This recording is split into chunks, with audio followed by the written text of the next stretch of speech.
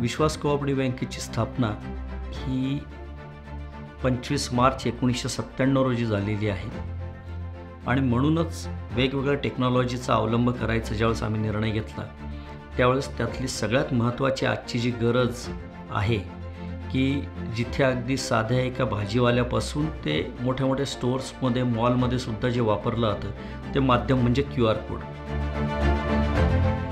So मला असं वाटतंय की आम्ही जे टार्गेट ठेवलेलं आहे 31 मार्च 2024 1000 कोटीचं किंवा 600 कोटीचं हे टार्गेट QR कोडच्या माध्यमातून साध्य करायला आम्हाला खूप मोठ्या प्रमाणावर हेल्प होणार आहे. त्या अनुषंगाने आम्ही गेले 4 महिन्यापासून OneStack या कंपनीमार्फत QR कोडची सुविधा कस्टमरना उपलब्ध करून दिलेली आहे. या ॲप्लिकेशनमध्ये एक सगळ्यात महत्त्वाचं म्हणजे मराठी लँग्वेज असल्या कारणास्तव आमचे जे खालच्या बेसचे कस्टमर आहेत जे भाजीवाले आहेत, किराणा दुकानवाले आहेत किंवा रिक्षावाले आहेत यांनासुद्धा त्या ॲप्लिकेशनचा फायदा झालेला आहे. माझं शॉप आहे एकविरा सुपर मार्केट. मला विश्वास बँकेमध्ये माझं जवळपास 12 वर्षापासून अकाउंट आहे.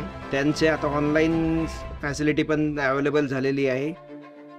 या QR कोड बरोबरच त्यांच्याकडे मोबाईल ॲप आहे. त्याच्यातनं आपण digital payment accept payment mobile recharge वगैरे पण करू शकतो. त्याच्यात आपले सगळे ट्रान्झॅक्शन सुद्धा व्यवस्थित दिसतात. Talking about the OneStack app feature, they can check into their history of transactions. There is no limitations. Also, they can download it for their future references.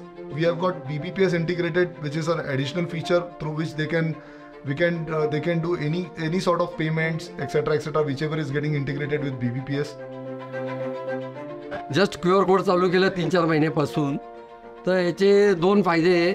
एक व्हॉट्सअपवर मेसेज येतो आणि टेक्स्ट मेसेज पण येतो. Plus application download केलं आहे तेव्हा सगळं डिटेल्स कळतात, आपला बॅलन्स कळतो. तर विश्वास बँकेमुळे मी आज इथे उभा आहे. किंवा माझ्या शॉपची किंमत कमीत कमी विश्वास बँकेने लोन दिल्यानंतर आज 10 पटींनी वाढली. आता गेल्या 1 महिन्याभरापूर्वीच आम्हाला QR ही फॅसिलिटी पण उपलब्ध करून दिलेली आहे. QRचा साऊंड बॉक्स पण आहे. कस्टमरला पेमेंट द्यायला आणि आम्हाला कस्टमरकडून रिसीव्ह करायला खूप इझिली जात आहे. We have got our voice notification enabled mobile app, which you get a service within your sound box also.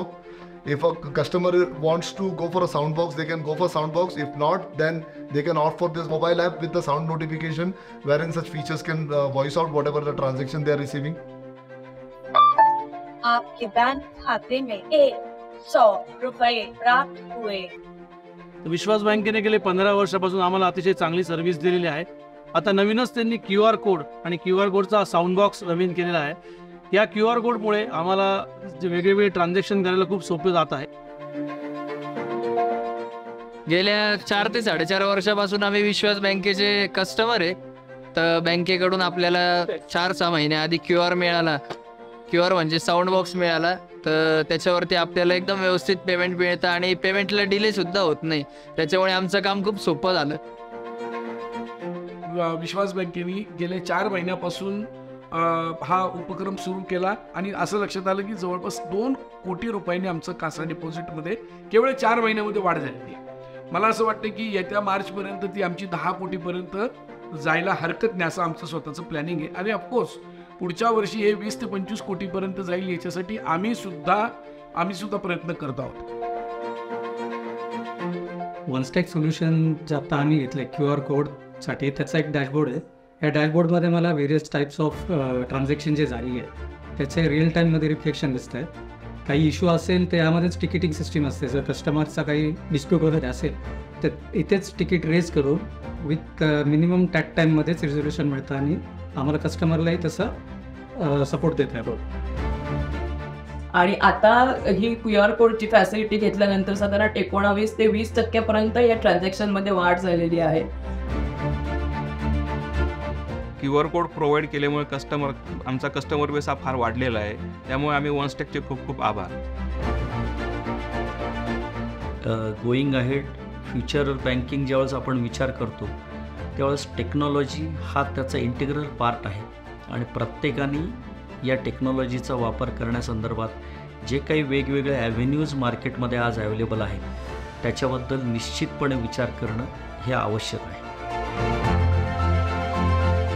Bharat हा 3ऱ्या किंवा 4थ्या क्रमांकाची सर्वात मोठी आर्थिक महासत्ता होणार आहे आणि त्यामुळे अशा सगळ्या याच्यामध्ये डिजिटल सर्व्हिसेस देणाऱ्या ह्या ज्या काही कंपन्या आहेत यांचं योगदान खूप मोठं आहे असं म्हटलं तर वावगं ठरू नये. आणि म्हणून आपण सुद्धा सगळ्यांनी जास्तीत जास्त या सर्व्हिसेसचा आपण फायदा जर घेतला तर मला खात्री आहे की निश्चितच आपण केवळ आपल्या सोयीसाठी नाही तर आपण देशाच्या सुद्धा प्रगतीला मोठ्या प्रमाणावर हातभार लावणार आहेत असं मला वाटतं. जय हिंद, जय महाराष्ट्र, जय सहकार.